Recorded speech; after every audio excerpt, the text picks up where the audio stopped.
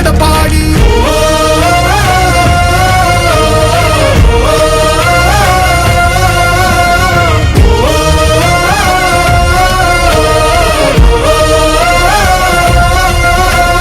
புரட்சி தமிழர் எழுச்சி பயண புயலா உருவாச்சே.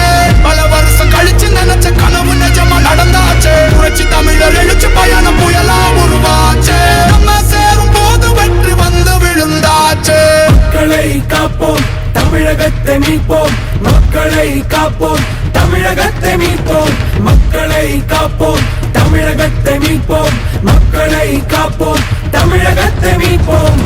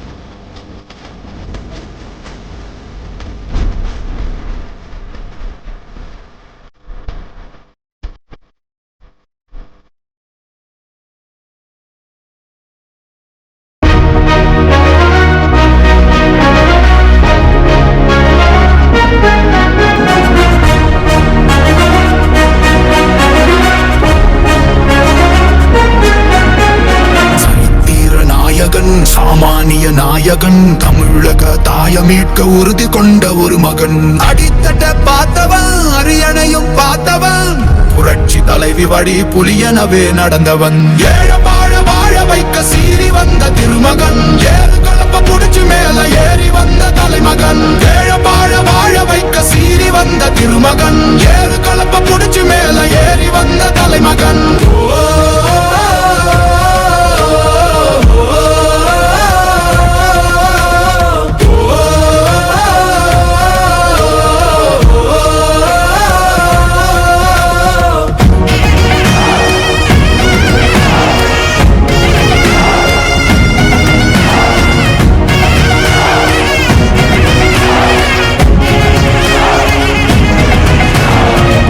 தமிழர் எழுச்சி பய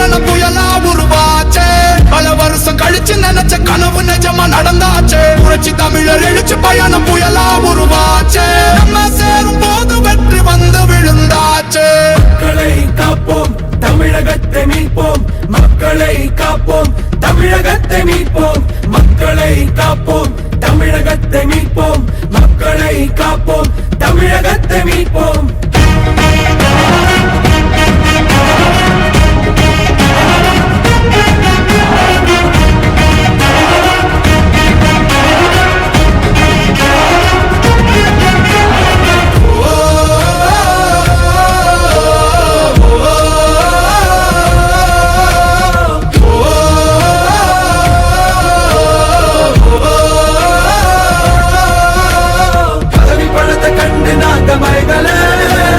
மக்கள் சிரிப்பு தானே இருக்கு மனசுல வளர்ச்சிய கொடுத்தோமே சுரண்ட நினைக்கல புரட்சி தலைவரோட தர்மம் மறக்கல கீழடி தொடங்குனதும் ஊழல் அடங்குனதும் போதைய ஒதுக்குனதும் கல்விய பெருக்குனதும் மாணவனை உயர்த்தினதும் குடிமரமத்து நாயகனும் இபிஎஸ் என்ற இரும்பு மனுஷனானே மாற்றம் காணத்தானே மக்கள் போராடி ஒரு பேர் காக்க வருது அது எங்க எடப்பாடி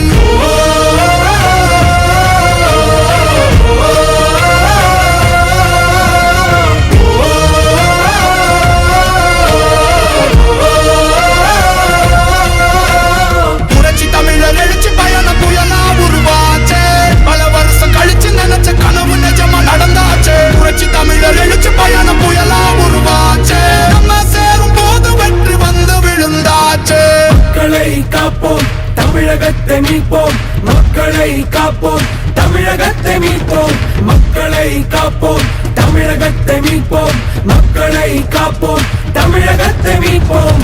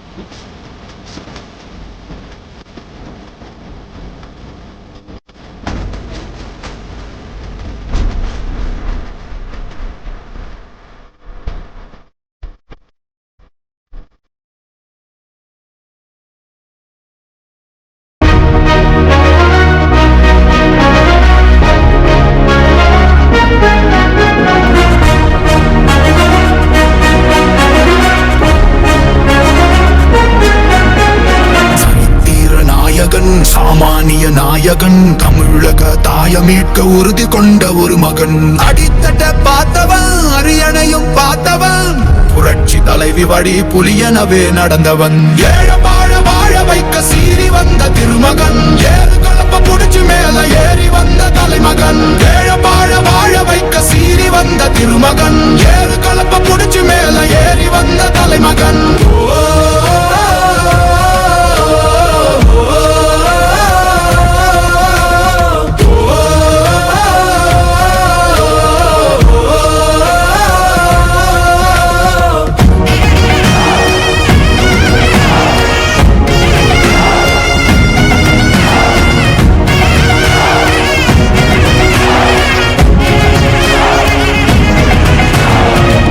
தமிழர் எழுச்சி பயணம் புயலா உருவாச்சே பல வருஷம் கழிச்சு நினைச்ச கனவு நிஜமா நடந்தாச்சே புரட்சி தமிழர் எழுச்சி பயணம் புயலா உருவாச்சே நம்ம சேரும் போது வெற்றி வந்து விழுந்தாச்சே மக்களை காப்போம் தமிழகத்தை மீட்போம் மக்களை காப்போம் தமிழகத்தை மீட்போம் மக்களை காப்போம் தமிழகத்தை மீட்போம் மக்களை காப்போம் தமிழகத்தை மீட்போம்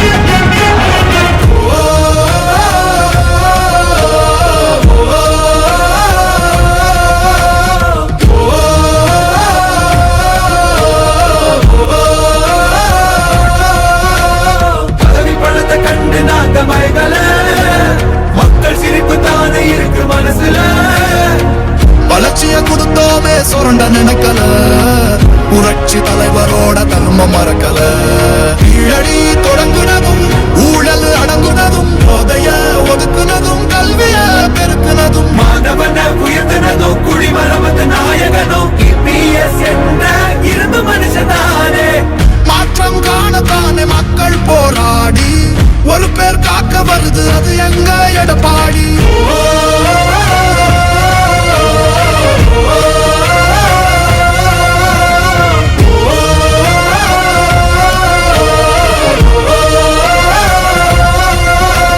புரட்சி தமிழர் எழுச்சி பயணம் புயலா உருவாச்சே பல வருஷம் கழிச்சு நினைச்ச கனவு நிஜமா நடந்தாச்சே புரட்சி தமிழர் எழுச்சி பயணம் புயலா உருவாச்சே நம்ம சேரும் போது வெற்றி வந்து விழுந்தாச்சே மக்களை காப்போம் தமிழகத்தை மீட்போம் மக்களை காப்போம் தமிழகத்தை மீட்போம் மக்களை காப்போம் தமிழகத்தை மீட்போம் மக்களை காப்போம் தமிழகத்தை மீட்போம்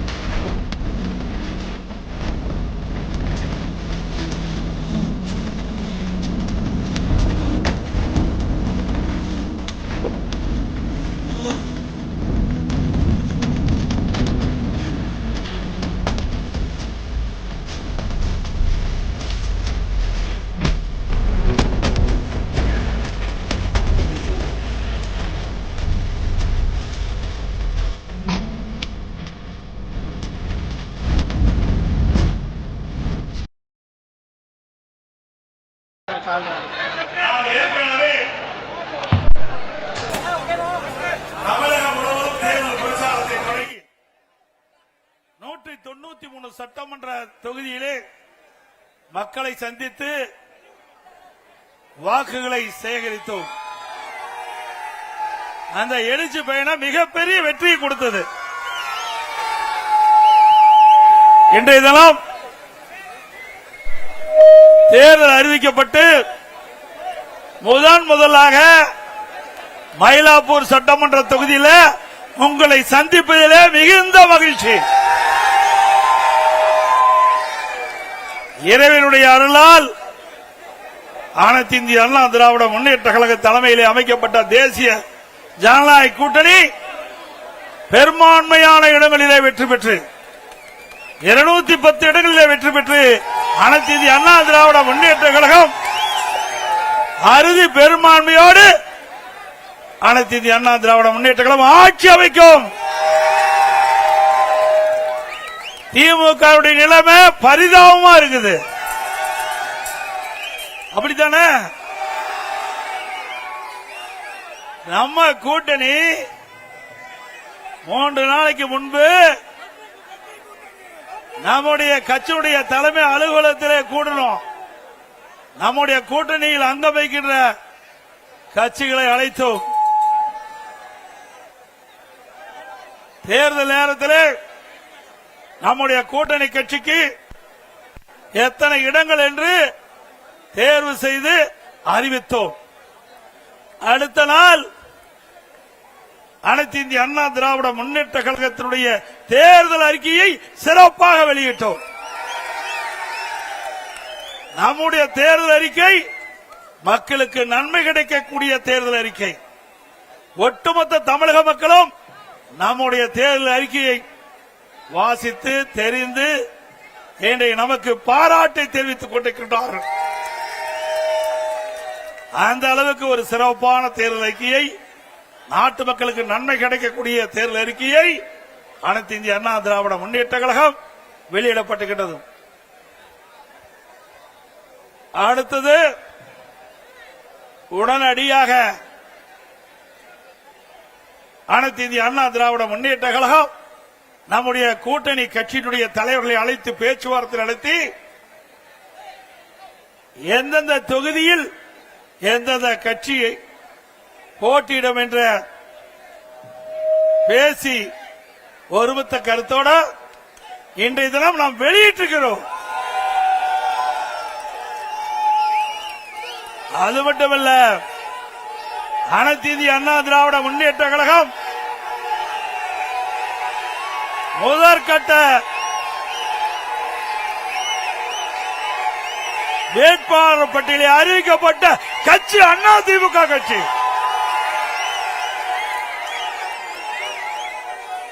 முதற்கட்டமாக போட்டியிடுகின்ற வேட்பாளர் 23 பேர் அடங்கிய பட்டியலை நாம் அறிவித்திருக்கிறோம். இன்னும் ஓரிரு நாட்களில் அனைத்து இந்திய அண்ணா திராவிட முன்னேற்ற கழக வேட்பாளர்கள் போட்டியிடுகின்ற பட்டியல் முழுமையும் வெற்றி அறிவிக்கப்படும் என்பதை மகிழ்ச்சியோடு தெரிவித்துக்கிறேன். திமுகவுடைய நிலை என்ன?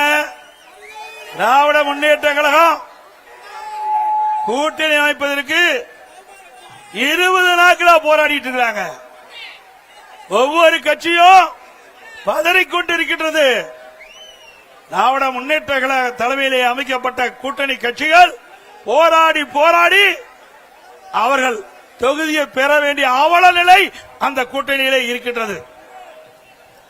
அதிமுக அப்படி அல்ல. அதிமுக தலைமையிலே அமைக்கப்படுகிற தேசிய ஜனநாயக கூட்டணி கட்சிகள் தலைவர்கள் சுதந்திரமாக இருக்கின்றார்கள். திமுக கூட்டணியில் அங்கம் வைக்கின்ற கட்சிகள் அடிமையாக இருந்து கொண்டிருக்கின்றது. திரு ஸ்டாலின் பேசுகிறார், கூட்டணி கட்சி தலைவர்கள் பேசுகிறார்கள். 10 ஆண்டு காலமாக தொடர்ந்து திராவிட முன்னேற்ற கழக தலைமையிலே பயணித்துக் கொண்டிருப்போம் என்று இருக்கிறோம் என்று. ஆக 10 ஆண்டு காலம் திராவிட முன்னேற்ற கழகத்திற்கு அடிமையாக இருந்து கொண்டிருக்கின்றீர்கள். இப்படி அடிமையாக இருந்த காரணத்தினால்தான் 2021 சட்டமன்ற பொதுத் தேர்தலில் திராவிட முன்னேற்ற கழக தலைமையிலே அமைக்கப்பட்ட கூட்டணிக்கு ஒதுக்கப்பட்ட இடத்தை விட குறைவான இடத்தை பெற்றிருக்கின்றீர்கள். ஆக திராவிட முன்னேற்ற கழக தலைமையிலே அமைக்கப்பட்ட கூட்டணி கட்சி சேர்ந்த தலைவரை எண்ணி பார்க்க வேண்டும். உங்களிடத்திலே திராவிட முன்னேற்ற கழகத்திற்கு ஆட்சி அதிகாரம் இருக்கின்ற போது திராவிட முன்னேற்ற கழக ஆட்சியை புகழ்ந்து பாட வேண்டும் என்று உங்களை பயன்படுத்திக் கொண்டார்கள். ஆனால் தேர்தல் வருகின்ற பொழுது உங்களுக்கு தகுந்த அந்தஸ்தை கொடுக்காத கட்சி திராவிட முன்னேற்ற கழக கட்சி.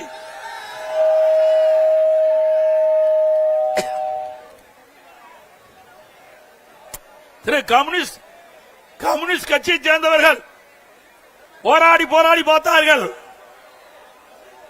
அவருடைய கட்சியுடைய நிர்வாக கூட்டத்தை கூட்டி பார்த்தார்கள். எவ்வளவோ முயற்சி செய்தார்கள். ஆனால் கடந்த தேர்தலில் போட்டியிட்ட தொகுதியை விட குறைவான தொகுதியை தான் பெற்றிருக்கின்றார்கள். அதே போல திருமாவளவன் விடுதலை சிறுத்தை கட்சிகள், திருமாவளவன் தலைமையில் இருக்கின்ற விடுதலை சிறுத்தை கட்சி எவ்வளவோ போராடி 8 இடங்களில் பெற்றிருக்கிறாங்க. அது ஒரு அங்கீகரிக்கப்பட்ட கட்சியா இருக்குது. அங்கீகாரம் இல்லாத ஒரு கட்சிக்கு அதிக இடம் கொடுத்திருக்கிறாங்க. இதுதான் திமுக. புரிந்து கொள்ளுங்கள். திராவிட முன்னேற்ற கழக தலைமையிலே அமைந்துள்ள கூட்டணிகள் இனியாவது உணர்ந்து கொள்ளுங்கள். உங்களிடத்திலே திராவிட முன்னேற்ற கழக விசுவாசம் கிடையாது. திராவிட முன்னேற்ற கழகத்தை நம்பியவர்கள் நடு ரோட்டிலே விட்டு விடுவார்கள். அனைத்து இந்திய அண்ணா திராவிட முன்னேற்ற கழக தலைமையிலே அமைக்கப்படுகின்ற கூட்டணி கட்சி தலைவர்களுக்கு உரிய மரியாதை கிடைக்கின்ற கட்சி அண்ணா திமுக கட்சி.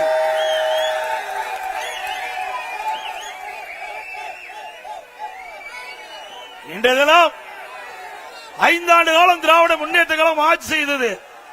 5 ஆண்டு காலம் திராவிட முன்னேற்ற கழகம் ஆட்சி செய்தது.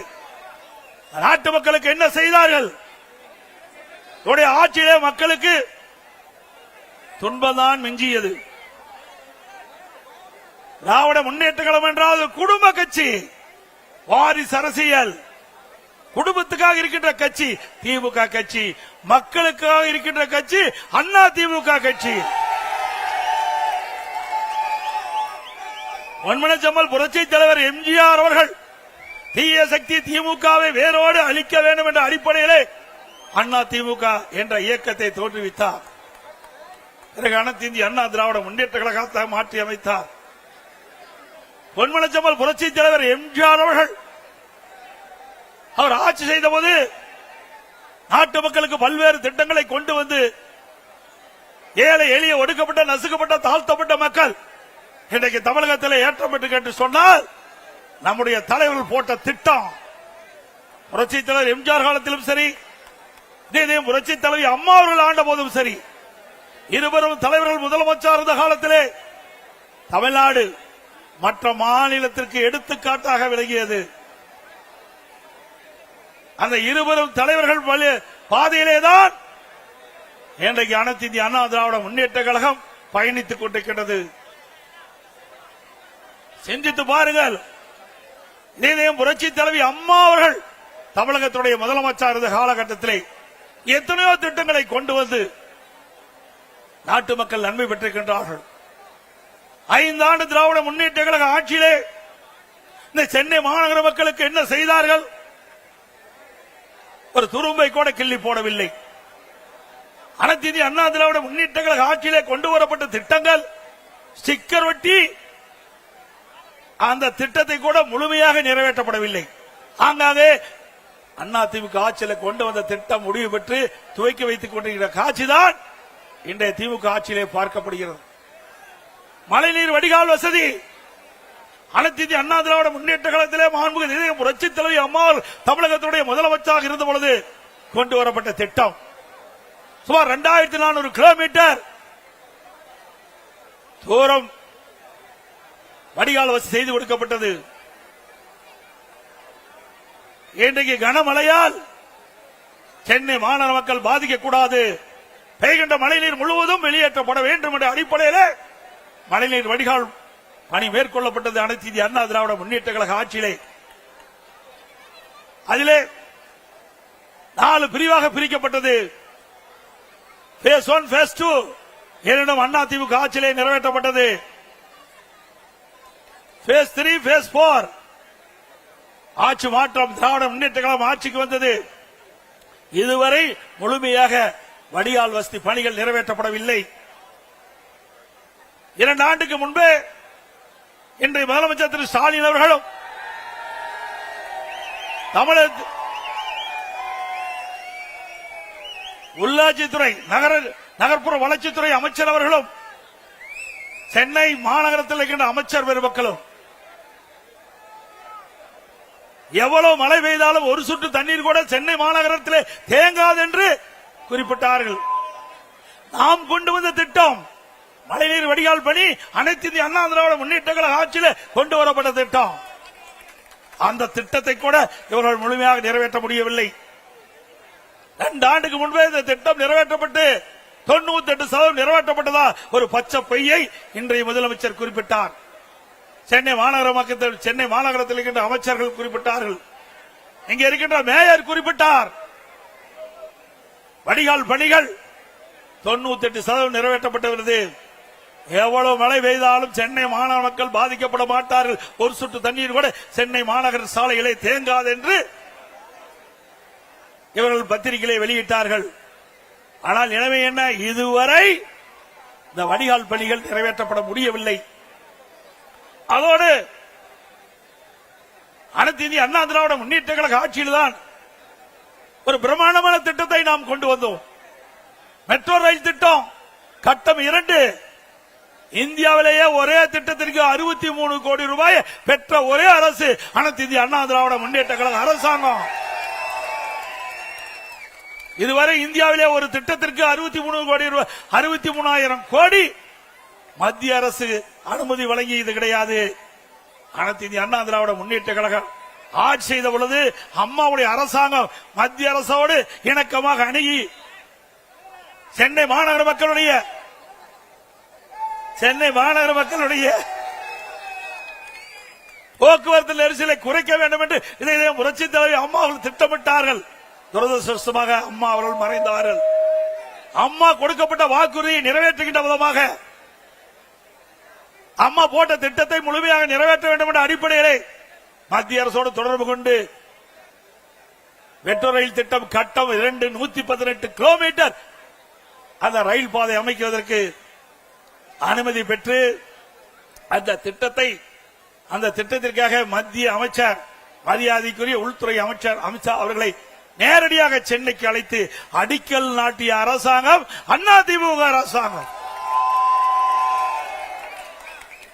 இந்த திட்டம் முழுமையாக நிறைவேறுகின்ற பொழுது சென்னை மாநகர மக்கள் போக்குவரத்து நெரிசல் இல்லாம பயணம் செய்ய முடியும்.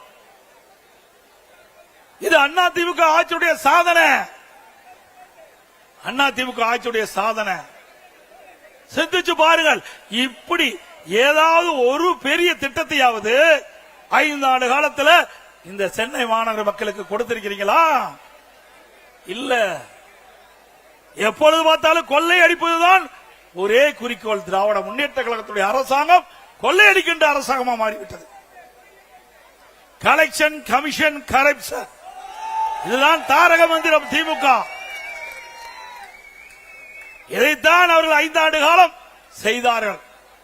மக்களுக்காக எந்த நன்மையும் செய்யவில்லை. எந்த பெரிய திட்டத்தையும் தமிழ்நாட்டு மக்களுக்கு கொடுக்கல, சென்னை மாநகர மக்களுக்கு கொடுக்கல.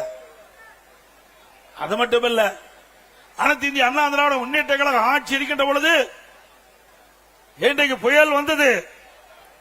அந்த புயல் வருகின்ற பொழுது மக்கள் பாதிக்கப்படக்கூடாது என்பதற்காக அனைத்து இந்திய அண்ணா திராவிட முன்னேற்ற கழக போர்க்கால நடவடிக்கை எடுக்கப்பட்டது. வர்த்தா புயல், கனமழை, இன்றைக்கு சென்னை மாநகரம் முழுவதும் மரங்கள் சாய்ந்தன, மின்கம்பங்கள் உடைந்தன, டிரான்ஸ்பாரம் பழுதடைந்து விட்டது. அப்படிப்பட்ட சூழ்நிலையிலும் அனைத்து இந்திய அண்ணா திராவிட முன்னேற்ற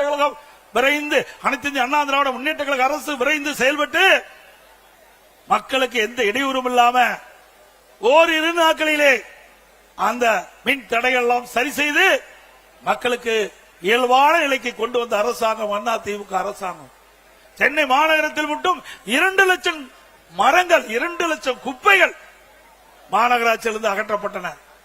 இப்படி மக்களுக்கு பிரச்சனை ஏற்படுகிற போது அந்த பிரச்சனையை தீர்க்கக்கூடிய வல்லமை படைத்த அரசாங்கமா அனைத்து இந்திய அண்ணா திராவிட முன்னேற்ற கழக அரசு விளங்கியது. அண்மையிலே ஓராண்டு என்று நினைக்கின்றேன், ஓராண்டு 2 ஆண்டு இருக்கின்ற நினைக்கின்றேன், சென்னை மாநகரத்தில் வெறும் மழைதான் பொழிந்தது. எல்லா பக்கமும் எல்லா சாலையிலும் தண்ணீர் தேங்கி இருந்தது. அப்பொழுது ஒரு பெண்மணி சாலையிலே நடந்து கொண்டு சென்று கொண்டிருந்த பொழுது அந்த பெண்மணி சொன்னார், ஸ்டாலின் தான் வந்தாரு, ஸ்டாலின் தான் வந்தாரு, நீச்சல் அடிக்க விட்டார். அப்படிப்பட்ட நிலைமைதான் சென்னை மாநகரத்தில் விளங்கிக் கொண்டிருக்கின்றது. இன்றைக்கு ஸ்டாலினுடைய ஆட்சியில குடும்பத்தில் இருக்கின்றவர்கள் அதிகார மையங்கள் 4 அதிகார மையம். 1 முதலமைச்சர் ஸ்டாலின், 2 துணை முதலமைச்சர் உதயநிதி அவர்கள், 3 திரு ஸ்டாலினுடைய மருமகன் சபரீஸ்வரன், 4 திரு ஸ்டாலினுடைய மனைவி மரியாதைக்கு துர்கா அவர்கள். 4 அதிகார மையங்கள் தமிழகத்தை ஆட்டி படைத்துக் கொண்டிருக்கின்றது. இந்த 4 அதிகார மையங்களுக்கும் முடிவு கட்டுகின்ற தேர்தல் வருகின்ற சட்டமன்ற பொது தேர்தல்.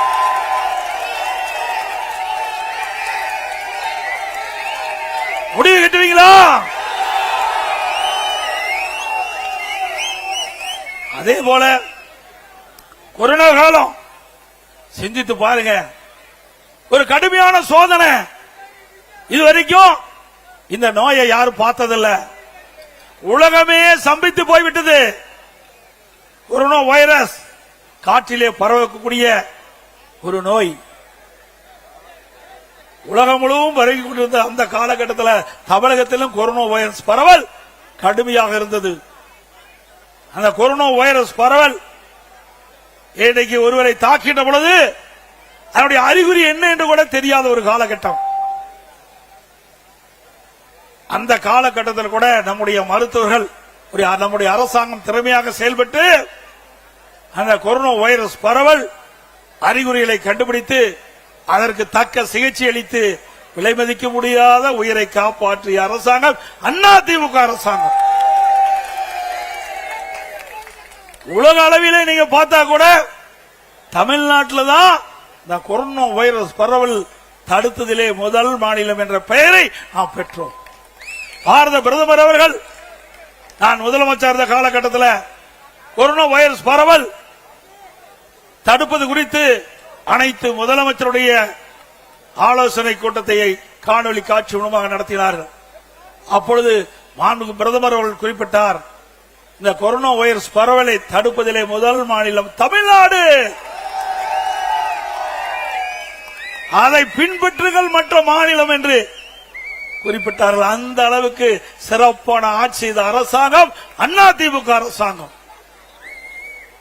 அதே காலகட்டம் சென்னை மாநகர மக்கள் மற்றும் பல்வேறு மாநகராட்சியில் இருக்கின்ற மக்கள், நகராட்சியில் இருக்கின்ற மக்கள் வேலை வாய்ப்பு இல்ல, உணவு கிடைக்காத ஒரு சூழ்நிலை அரசாங்கத்துக்கு தெரிந்தவுடன் அனைத்து இந்திய அண்ணா திராவிட முன்னேற்ற கழக அரசு ஏழை மக்கள் பாதிக்க கூடாது, அவர்களுக்கு 3 வேளையும் சுட சுட உணவு கொடுக்க வேண்டும் என்ற அடிப்படையிலே அனைத்து அம்மா உணவகத்திலும் உணவுகள் தயாரிக்கப்பட்டு சமூக நல கூடங்களிலே உணவு தயாரிக்கப்பட்டு ஒரு நாளைக்கு 7 லட்சம் பேர்களுக்கு உணவு வழங்கிய அரசாங்கம் அதிமுக அரசாங்கம். கிட்டத்தட்ட 11 மாதம் விலையில்லாம அம்மா உணவகத்திலே உணவளித்த அரசு அதிமுக அரசு. மாற்றுத்திறனாளிகள், கர்ப்பிணி பெண்கள், முதியோர்கள் அவர்களுக்கெல்லாம் அவர் இல்லத்துக்கே சென்று சுட சுட 3 வேளையும் கொரோனா காலத்திலே உணவு கொடுத்த அரசாங்கம் அதிமுக அரசாங்கம். அதே போல வேலை வாய்ப்பு இல்ல, ஏழைகள் துன்பப்படக்கூடாது என்பதற்காக ரேஷன் கடையிலே 11 மாத காலம் விலையில்லாம உணவுப் பொருள் கொடுத்த ஒரே அரசாங்கம் அதிமுக அரசாங்கம். அனைத்து இந்திய அண்ணா திராவிட முன்னேற்ற கழக அரசாங்கம் இந்த கொரோனா காலத்துல 11 மாசம் அரசுக்கு வருவாய் கிடையாது. டாஸ்மாக்ல வருவாய் இல்ல, பத்திரப்பதிவுல வருவாய் இல்ல, ரோட் டாக்ஸ்ல வருவாய் இல்ல, ஜிஎஸ்டி வருவாய் இல்ல, கலால்ல வருவாய் இல்ல. இப்படி வருவாயே இல்லாத காலகட்டத்தில் கூட ஒரு சிறப்பான ஆட்சி கொடுத்த ஒரே அரசாங்கம் அதிமுக அரசாங்கம். அந்த காலகட்டத்தில் பள்ளிகள் திறக்கப்படல, கல்விகள் திறக்கப்படல, மாணவர்கள் மன உளைச்சல், ஓராண்டு வீணா போய்விட்டது என்று கவலைப்பட்டுக் கொண்டே இருந்தார்கள். அந்த கவலையும் தீர்த்த ஒரே அரசாங்கம் அதிமுக அரசாங்கம். பள்ளியிலே படிக்கின்ற மாணவர்களுக்கு ஆல் பாஸ் போட்டு கொடுத்தோம். கல்லூரியிலே படிக்கின்ற மாணவர்களுக்கு ஆன்லைனிலே வகுப்பு நடத்தினோம். ஆன்லைனிலே தேர்வு, சிறப்பா கல்வி கட்டுறாங்க, சிறப்பா ஆன்லைனிலே தேர்வு எழுதி தேர்ச்சி பெற்றாங்க. இளைஞர்களையும் காப்பாற்றிய அரசு, மாணவர்களையும் காப்பாற்றிய அரசாங்கம் அதிமுக அரசாங்கம். இப்படி ஏதாவது ஒரு திட்டத்தையாவது இந்த ஆட்சியை பார்க்க முடிகிறதா? இப்படி ஏதாவது ஒரு திட்டத்தையாவது செயல்படுத்தி காட்டினார்களா? சிந்தித்து பாருங்கள். அது மட்டுமல்ல, திராவிட முன்னேற்ற கழகம் சுமார் 525 அறிவிப்புகள் 2021 சட்டமன்ற பொதுத் தேர்தலில் அறிவித்தார்கள். அந்த 525 அறிவிப்புகளை 4 ஒரு பங்கு அறிவிப்பு கூட இதுவரைக்கும் நிறைவேற்றல. ஆனா ஸ்டாலின் எப்பொழுது பார்த்தாலும் ஸ்டாலின் அமைச்சர் சகாக்கள் திராவிட முன்னேற்ற கழகம் அறிவிக்கப்பட்ட அறிவிப்புகள் 98% அறிவிப்புகள் நிறைவேற்றப்பட்டதாக ஒரு பச்சை பொய் சொல்லிட்டு இருக்காங்க. நிறைவேற்றிருக்காங்களா? பொய் தானே. இன்றைக்கு நம்முடைய நகரத்தில் இருக்கின்ற வாழ்கின்ற மக்கள் அவருடைய கல்விக்காக வங்கியிலே கடன் வாங்கின கடன் ரத்து பண்ணிருக்காங்களா? இது திராவிட முன்னேற்ற கழகம் தேர்தல் அறிக்கையிலே குறிப்பிட்டிருக்கார்கள். திராவிட முன்னேற்ற கழகம் ஆட்சிக்கு வந்தா அந்த கல்வி கடன் ரத்து செய்யல. அதோட திராவிட முன்னேற்ற கழகம் ஆட்சிக்கு வந்த உடனே நீட் தேர்வு ரத்து பண்ணாங்களா? அதோட நீட் தேர்வு விலக்கு பெறுவதற்கு ரகசியம் இருக்கின்ற என்று இன்றைய துணை முதலமைச்சர் அன்றைய தினம் சொன்னார் தேர்தல் நேரத்தில். ஆனா ரகசியத்தை சொல்லிட்டார் முதலமைச்சர். இந்த 2 சட்டமன்றத்திலே குறிப்பிட்டார். நீதிமன்றத்தில் தீர்ப்பு வந்த காரணத்தினால எங்களால நீட்டுக்கு விதிவிலக்கு பெற முடியாது என்று ரகசியத்தை போட்டு உடைச்சிட்டார். நல்லா சிந்திச்சு பாருங்க. 2021 சட்டமன்ற பொதுத் தேர்தலில் வீதி வீதியாக இன்றைக்கு இருக்கிற முதலமைச்சரும் அவருடைய மகன் உதயநிதி அவர்களும் வீதி வீதியா பேசினாங்க. திராவிட முன்னேற்ற கழகம் ஆட்சிக்கு வந்தால் நீட் தேர்வு ரத்து செய்யப்படும் என்ற வாக்குறுதியை கொடுத்து இந்த இளைஞர்களையும் அவருடைய பெற்றோர்களை ஏமாற்றி வாக்குகளை பெற்று ஆட்சிக்கு வந்து அந்த மக்களை மறைந்த அரசாங்கம், மறந்த அரசாங்கம் திமுக அரசாங்கம். சிந்தித்து பாருங்க, எந்த அறிவிப்பை நிறைவேற்றிக்கிறாங்க? ஒண்ணும் கிடையாது.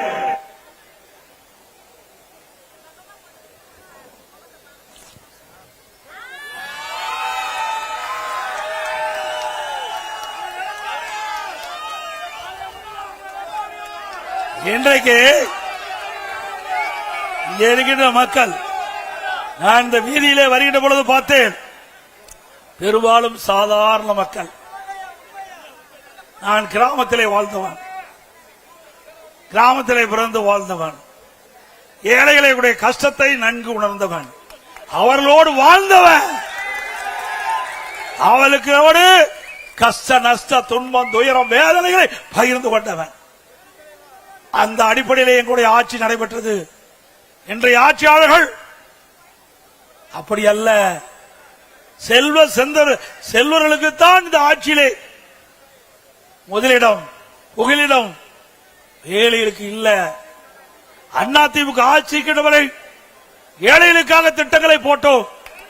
திமுக ஆட்சி குடும்பத்திற்காக திட்டங்களை போட்டுக் கொண்டிருக்கின்றார்கள். தேர்தல் நேரத்தில் கொடுக்கப்பட்ட வாக்குறுதி, திராவிட முன்னேற்ற கழகம் ஆட்சிக்கு வந்தால் சொத்து வரி உயர்த்த மாட்டோம் என்று வாக்குறுதி கொடுத்து அந்த வாக்குறுதியின் அடிப்படையிலே மக்களை ஏமாற்றி வாக்குகளை பெற்று ஆட்சிக்கு வந்த பிறகு சொத்து வரி உயர்த்திய ஒரே அரசாங்கம் திராவிட முன்னேற்ற கழக அரசாங்கம். இன்றைக்கு வீட்டு வரி 100% உயர்வு. இங்க இருக்கிற வீடு என்றால் 1000 ரூபாய்க்கு வரி செலுத்திக் கொண்டிருந்தால் இப்பொழுது 2000 ரூபாய் திமுக ஆட்சியிலே வரி செலுத்த வேண்டும். அதே போல இங்க இருக்கின்ற கடை அண்ணா திமுக ஆட்சியிலே இன்றைக்கு குறைந்த வரி செலுத்தப்பட்டது. ஆனால் திராவிட முன்னேற்ற கழக ஆட்சியிலே 180% வரியை உயர்த்திருக்கின்றார்கள். ஆண்டுக்கு 6% வீட்டு வரி உயர்வு, கடை வரி உயர்வு. இப்படிப்பட்ட கொடுங்கோல் ஆட்சி தேவையா? 100%, 150%, ஆண்டுக்கு 6% உயர்த்தப்பட்டு சொன்னால் அந்த மக்கள் எப்படி பிழைப்பார்கள்? அவர்கள் மீது, அவர்களுடைய தலை மீது இவ்வளவு பெரிய வரி சுமை சுமத்திய அரசாங்கம் அதிமுக அரசு. பிறகு மின் கட்டணம் இன்றைக்கு கடுமையாக உயர்த்தப்பட்டு விட்டார்கள். 52% மின் கட்டணத்தை உயர்த்தினார்கள். ஆண்டுக்கு 5% மின் கட்டண உயர்வு. எவ்வளவு மக்கள் தாக்கு பிடித்துக் கொண்டிருக்கிறார்கள். தேர்தல் நேரத்திலே கொடுக்கப்பட்ட வாக்குறுதியை அப்படியே அந்தர்பல்ட்டி அடித்து மக்களை வாட்டி வதைக்கின்ற அரசாங்கமாக இன்றைக்கு விடியா திமுக அரசு இருந்து கொண்டிருக்கின்றது.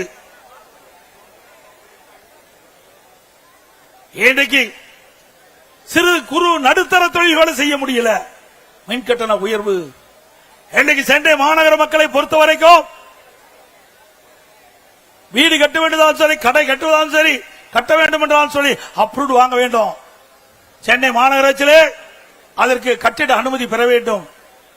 அனைத்து இந்திய அண்ணா திராவிட முன்னேற்ற கழகம் ஆட்சி இருக்கின்ற பொழுது 1000 சதுரடிக்கு மாநகராட்சியில கழிவுநீர் கட்டமைப்பு உட்பட டெபாசிட் 37,500 கோடி கட்டினா போதும். ஆனால் திராவிட முன்னேற்ற கழக ஆட்சியில கிட்டத்தட்ட 1,08,000 கோடி டெபாசிட் கட்ட வேண்டும். அதாவது 132% இந்த கட்டிட அனுமதிக்காக இந்த அரசு வசூல் செய்கின்றது. இப்படிப்பட்ட அரசாங்கம் தேவையா?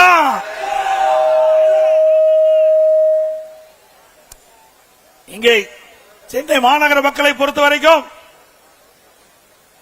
அன்றாட வேலைக்கு செல்லக்கூடியவர் பல பேர் இருக்கின்றார்கள். மாத சம்பளம் வாங்கிட்டவர் பல பேர் இருக்கின்றார்கள். பெரும்பாலும் அப்படித்தான் இந்த மாநகரத்திலே வாழ்ந்து கொண்டிருக்கின்ற மக்கள். ஆனால் இந்த ஆட்சி வந்த பிறகு விலைவாசி விண்ணை முட்டுகின்ற அளவுக்கு உயர்ந்து போய்விட்டது. எனக்கு அரிசி விலை அனைத்து இந்திய அண்ணா திராவிட முன்னேற்ற கழக ஆட்சியில பச்சரிசி, சாப்பாட்டு அரிசி 1 கிலோ 40 ரூபாய்க்கு வித்தது. திராவிட முன்னேற்ற கழக ஆட்சியில 1 கிலோ 75 ரூபாய்க்கு விற்கிறது பச்சரிசி. பொன்னி புழுங்கல் அரிசி 1 கிலோ அண்ணா திமுக ஆட்சியில 45 ரூபாய். திராவிட முன்னேற்ற கழக ஆட்சியில 1 கிலோ 75 ரூபாய்க்கு விற்கின்றது. இட்லி புழுங்கல் அரிசி 1 கிலோ அனைத்து இந்திய அண்ணா திராவிட முன்னேற்ற கழக ஆட்சியில 30 ரூபாய்க்கு வித்தது. திராவிட முன்னேற்ற கழக ஆட்சியில 1 கிலோ 55 ரூபாய்க்கு விற்கிறது. கடல் எண்ணெய் 1 கிலோ அனைத்து இந்திய அண்ணா திராவிட முன்னேற்ற கழக ஆட்சியில 130 ரூபாய்க்கு வித்தது. இன்றைய தினம் 200 ரூபாய்க்கு விற்கின்றது. நல்லெண்ணெய் 1 கிலோ அனைத்து இந்திய அண்ணா திராவிட முன்னேற்ற கழக ஆட்சியில 250 ரூபாய்க்கு வித்தது. இன்றைக்கு 500 ரூபாய்க்கு விற்குது. துவரம்பருப்பு 1 கிலோ அண்ணா திமுக ஆட்சியில 74 ரூபாய். இன்றைக்கு திராவிட முன்னேற்ற கழக ஆட்சியில 120 ரூபாய்க்கு விற்குது. உளுத்தப்பருப்பு 1 கிலோ அண்ணா திமுக ஆட்சியில 79, திராவிட முன்னேற்ற கழக ஆட்சியில 120. ஆக இப்படி உணவுப் பொருட்களுடைய விலை மின்னை முற்றுகின்ற அளவுக்கு உயர்ந்து விட்டது. ஏழை மக்களுக்கு வேலை வாய்ப்பு குறைவு, செலவு அதிகம், வரவு குறைவு. அதனால் மக்கள் படுகின்றார்கள் துன்பம். அதை பத்தி எல்லாம் இந்த அரசாங்கத்துக்கு கவலை இல்லை. இதே அனைத்து இந்திய அண்ணா திராவிட முன்னேற்ற கழக ஆட்சி இருக்கின்ற பொழுது இப்படி அத்தியாவசிய உணவுப் பொருட்கள் விலை ஏறுகின்ற பொழுது இந்த உணவுப் பொருளை கட்டுப்படுத்த, விலையை கட்டுப்படுத்த வேண்டும் என்பதற்காக விலை கட்டுப்பாட்டு நிதியம் என்று அதற்கென்று 100 கோடி ரூபாய் கூட்டுறவு அமைப்பிலே நிதி ஒதுக்கீடு செய்யப்பட்டு எந்த உணவுப் பொருள் விலை ஏறியதோ அந்த உணவுப் பொருள் எந்த மாநிலத்தில் விலை குறைவாக இருக்கின்றதோ அங்கே கொள்முதல் செஞ்சு தமிழகத்தை கொண்டு வந்து கூட்டுறவு அமைப்பின் மூலமாக அந்த விலை ஏற்றத்தை தடுத்த அரசாங்கம் அதிமுக அரசாங்கம். இந்த ஏழை மக்களை பாதுகாக்கப்பட்ட அரசாங்கம். ஏழைகள் துன்பப்படக்கூடாது, அதற்காக பல்வேறு நடவடிக்கை எடுத்தோம். அது மட்டுமல்ல, திராவிட முன்னேற்ற கழக அரசு இன்றைக்கு இந்தியாவிலேயே அடிக்கடி முதலமைச்சர் பேசுறார், தமிழ்நாடு தான் முதலிடம், தமிழ்நாடு தான் முதல்வரும். அந்த அமைச்சர் எல்லாம் பேசுறாங்க சூப்பர் முதலமைச்சர்னு. எதுல சூப்பர் முதலமைச்சர்? கடன் வாங்குவதிலே சூப்பர் முதலமைச்சர். சிந்திச்சு பாருங்க, 5 ஆண்டுல 5 லட்சம் கோடி கடனை வாங்கி இந்தியாவிலே கடன் வாங்குவதிலே முதல் மாநிலம் என்ற பெயரை பெற்ற சாதனை படைத்த அரசாங்கம் திமுக அரசாங்கம். அனைத்து இந்திய அண்ணா திராவிட முன்னேற்ற கழகம் ஆட்சியில இருந்த காலகட்டத்தில் 2021 73 ஆண்டு காலம் பல்வேறு கட்சிகள் தமிழகத்திலே ஆண்டன. அந்த 73 ஆண்டு காலத்திலும் 2021 சுமார் 4,85,000 கோடி தான் கடன். ஓராண்டு அரசாங்கத்துக்கு வருவாயே கிடையாது. கொரோனா காலம். அந்த காலத்துல அந்த காலகட்டத்தில் கொரோனாவுக்காக 40,000 கோடி அரசாங்கம் செலவு செய்தது. ஆனால் திராவிட முன்னேற்ற கழகத்துக்கு அப்படிப்பட்ட நிலைமை இல்ல. திராவிட முன்னேற்ற கழகம் ஆட்சிக்கு வந்த பிறகு 2020-21 அரசுக்கு வந்த வருவாயை விட 2024-25 திராவிட முன்னேற்ற கழக ஆட்சியில 1,30,000 கோடி கூடுதலாக வருவாய் வந்திருக்குது. ஒரு பக்கம் கூடுதலாக வருவாய், ஆனால் புதிய திட்டங்கள் இல்ல. ஆக இப்படி வருவாய் கூடுதலாக வந்தும் கூட கடன் வாங்குவதற்கு என்ன காரணம்? ஊழல், ஊழல், ஊழல், ஊழல். இன்றைக்கு 5 லட்சம் கோடி கடன் வாங்கி அந்த கடனை எப்படி மக்கள் திருப்பி கட்டுவார்கள் என்பதை எண்ணி பார்க்க வேண்டும். இப்படி கடன் வாங்குகின்ற அரசாங்கம் மீண்டும் தொடர வேண்டுமா?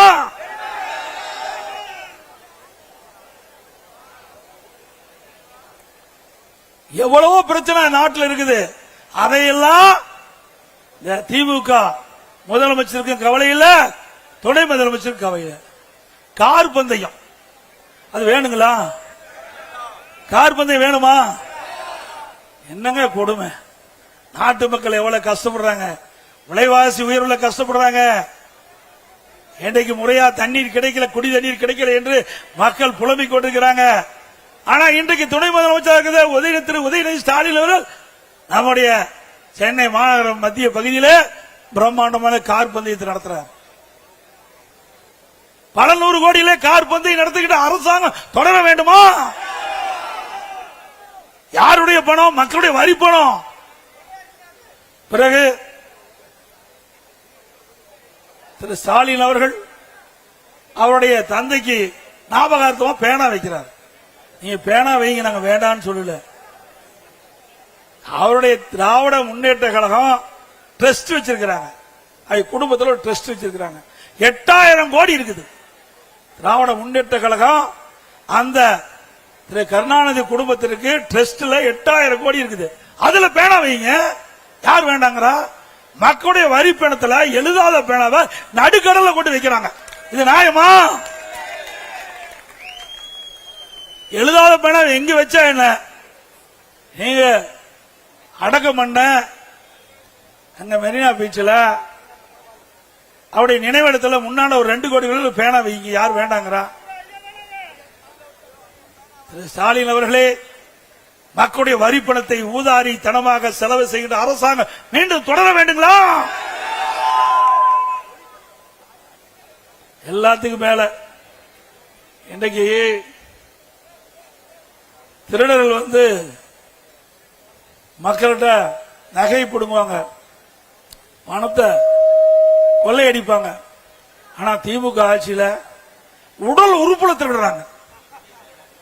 உடல் உறுப்ப திருடுறாங்க. அது யார் திருடுறா? திமுக எம்எல்ஏ. கொடுமை அல்லவா? நாமக்கல் மாவட்டம் வறுமையின் காரணமாக அந்த ஏழை தொழிலாளிகளை ஏமாற்றி முறைகேடாக அந்த கிட்னிய திருடி இருக்காங்க.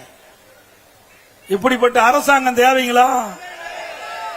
தயவு செய்து இந்த கூட்டத்தில் வந்திருக்கிற நம்முடைய கழக நிர்வாகிகளும் தொண்டராலும் சரி, பொதுமக்களாலும் சரி, உங்களுடைய நண்பர்களாலும் சரி, உறவினராலும் சரி, ஏதாவது திமுக கட்சிக்காரன் நடத்துற மருத்துவமனைக்கு போய் ஏதாவது ஆபரேஷன் பண்ணி இருந்தா மீண்டும் போய் ஸ்கேன் பண்ணி பாத்துங்க. ஏன்னா உள்ளுக்குள்ள இருக்கிற உறுப்பு இருக்குதா இல்லையான்னு பாத்துங்க.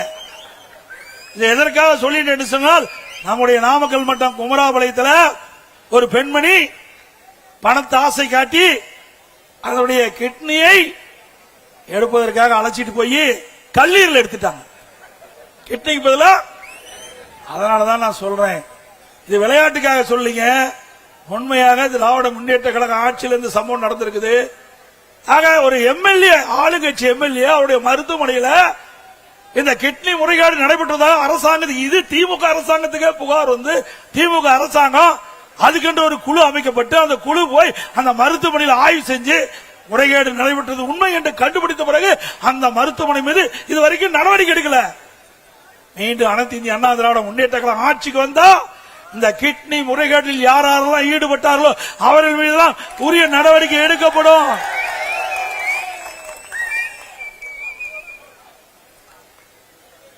இன்னைக்கு எது கிடைக்குதோ இல்லையோ, கஞ்சா கிடைக்குது எல்லாத்தையும்.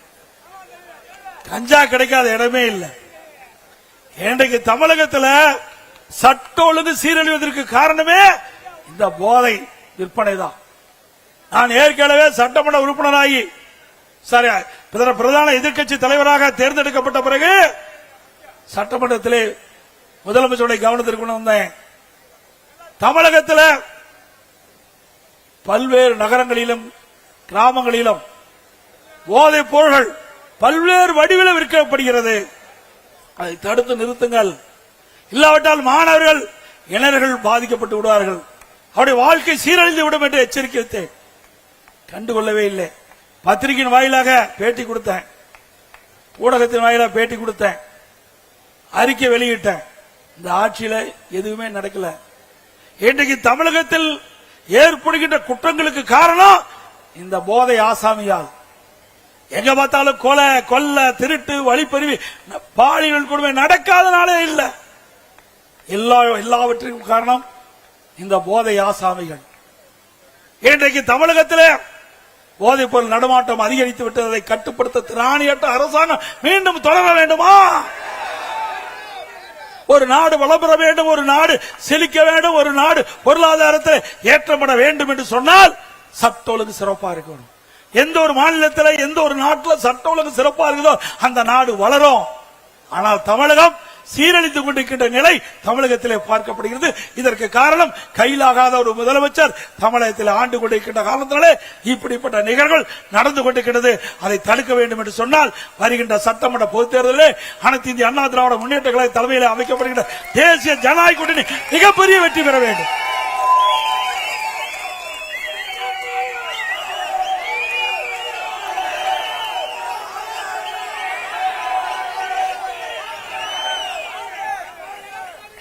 இன்றைய தினம் சென்னை மாநகரத்தில் பல்வேறு குற்றச்சம்பவங்கள் நடைபெற்றுக் கொண்டிருக்கின்றன. இந்த ஆட்சியாளர் தடுத்து நிறுத்த முடியல.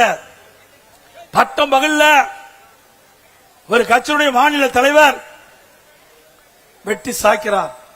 இதுவரை உண்மை குற்றவாளிகளை கண்டுபிடிக்க முடியல. அதே போல திருநெல்வேலி காங்கிரஸ் கட்சியுடைய மாவட்ட தலைவர் எரித்து கொல்லப்படுகிறார். இதுவரை கண்டுபிடிக்க முடியல.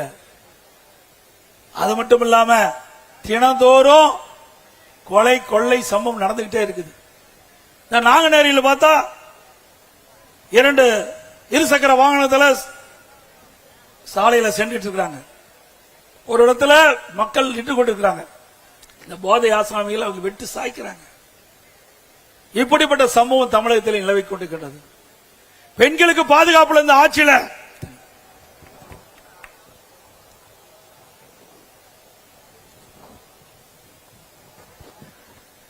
திராவிட முன்னேற்ற கழக ஆட்சியில பெண் பிள்ளைகள் வெளியிலே சென்று வீடு திரும்பினா தான் நிஜம்.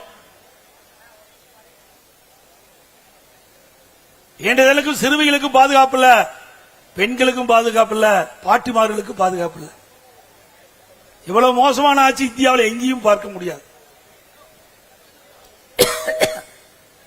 இன்னைக்கு அண்மையில பாத்தீங்கன்னா பல்வேறு சம்பவங்கள்.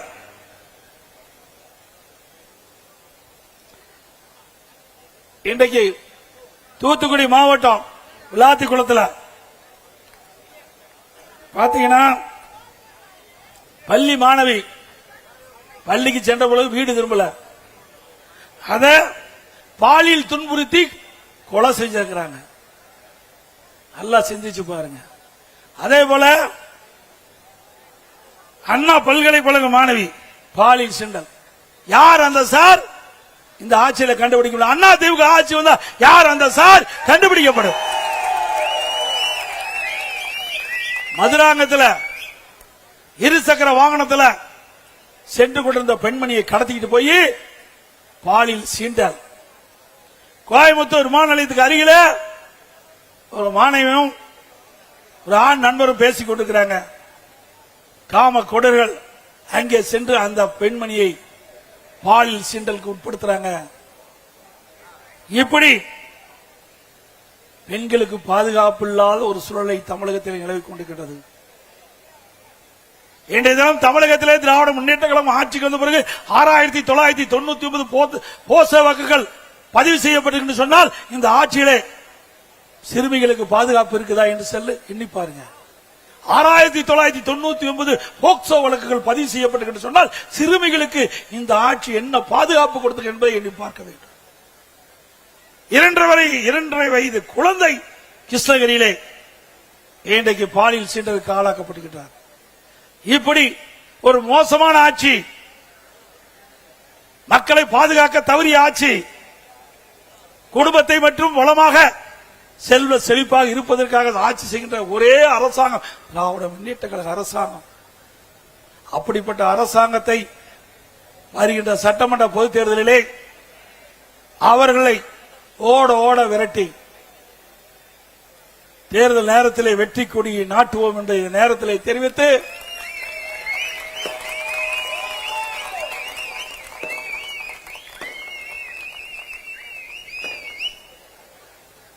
இந்த சட்டமன்ற தொகுதியிலே பாரதிய ஜனதா கட்சிக்கு ஒதுக்கப்படுகின்றன.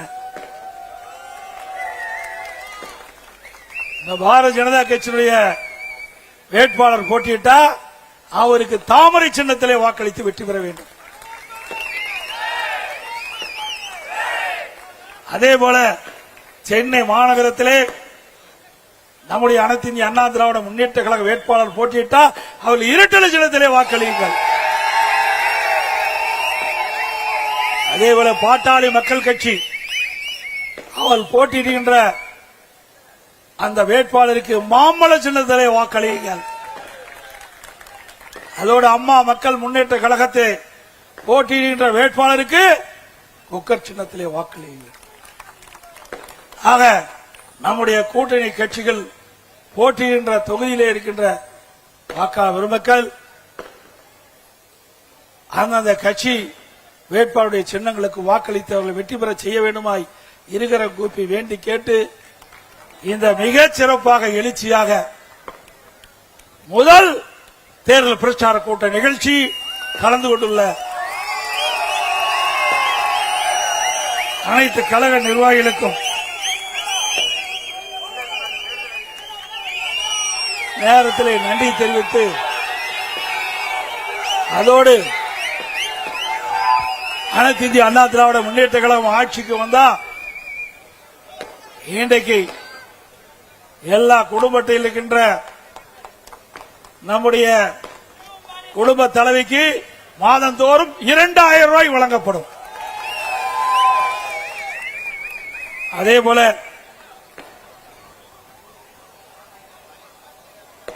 நம்முடைய மக்கள் இந்த ஆட்சியிலே படுகின்ற துன்பத்தை களைய ஒவ்வொரு குடும்பத்திற்கும் உதவித்தொகையாக 10,000 ரூபாய் வழங்கப்படும்.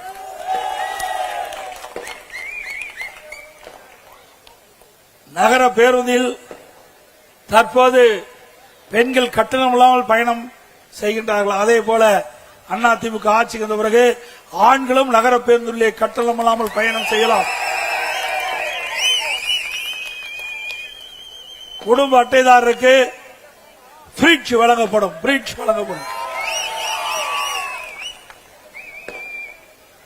குடும்ப அட்டைதாரருக்கு அதிமுக ஆட்சி வந்தவுடனே விலையில்லா பருப்பு, விலையில்லா எண்ணெய் வழங்கப்படும். சமையல் எண்ணெய்.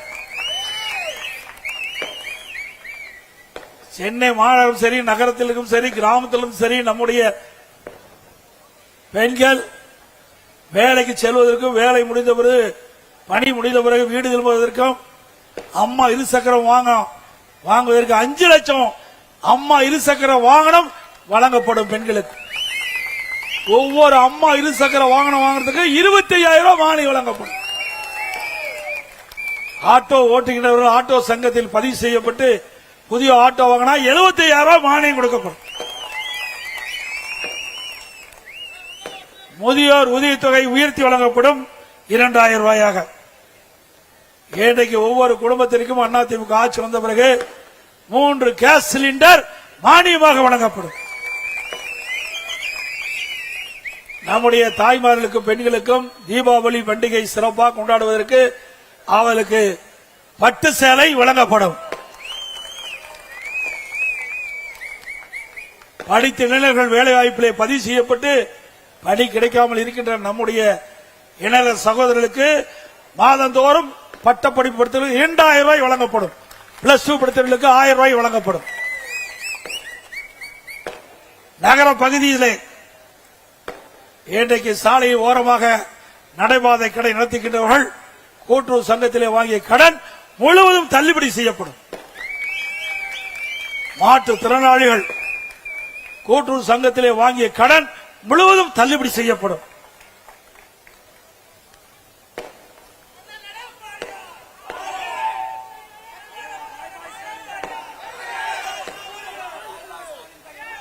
மக்களை காப்போம், தமிழகத்தை மீட்போம். மக்களை தமிழகத்தை மக்களை தமிழகத்தை மக்களை தமிழகத்தை ஸ்டாலின் மாடல் அரசு, ஃபெயிலியர் மாடல் அரசு. Bye bye Stalin. இந்த ஆட்சியோட ஸ்டாலினுக்கு பை பை சொல்லிடலாம்.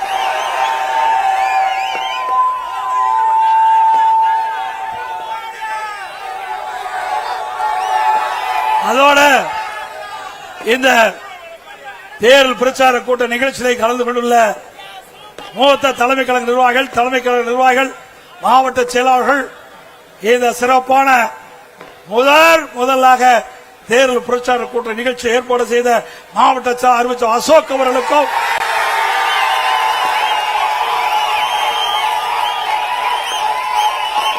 அவருக்கு உறுதுணையாக விளங்கிய பகுதி கழக செயலாளர்களுக்கும், வட்டக்கழக செயலாளர்களுக்கும்,